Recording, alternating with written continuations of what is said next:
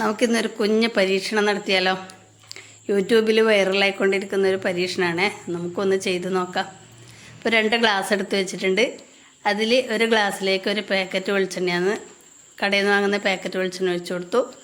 പിന്നെ ഈ കുപ്പിയിലുള്ളത് ആട്ടിയ വെളിച്ചെണ്ണയാണ്, അത് മറ്റേ ഗ്ലാസ്സിലേക്ക് ഒഴിച്ചു കൊടുത്തു. ഇനി ഇത് രണ്ടും നമുക്കൊന്ന് ഫ്രിഡ്ജിൽ വെച്ച് നോക്കണം. അരമണിക്കൂറേ വെക്കാൻ പാടുള്ളൂ, ഫ്രീസറിൽ വെക്കാൻ പാടില്ല. അരമണിക്കൂർ കഴിഞ്ഞ് വെളിച്ചെണ്ണ എടുത്തുകൊണ്ട് വന്നിട്ടുണ്ട്.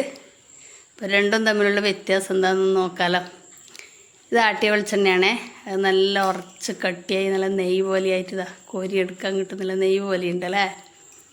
അപ്പോൾ നല്ല പ്യുവറാണ്, അതിൽ മായൊന്നും കലർന്നിട്ടില്ല.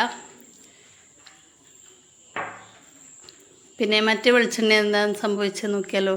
അത് കണ്ടോ, കുലുങ്ങുന്ന കണ്ടോ, അതിൻ്റെ ഉൾഭാഗം ഒന്നും കട്ട പിടിച്ചിട്ടില്ല. അതാ അതുപോലെ കണ്ടോ, പുറം ഭാഗം മാത്രം, ആ വെളിച്ചെണ്ണേൻ്റെ ഭാഗം മാത്രമേ ഇതിൻ്റെ അകത്ത് മായം കലർന്നിട്ടുണ്ട് എന്നുള്ളതാണ് മനസ്സിലാവുക.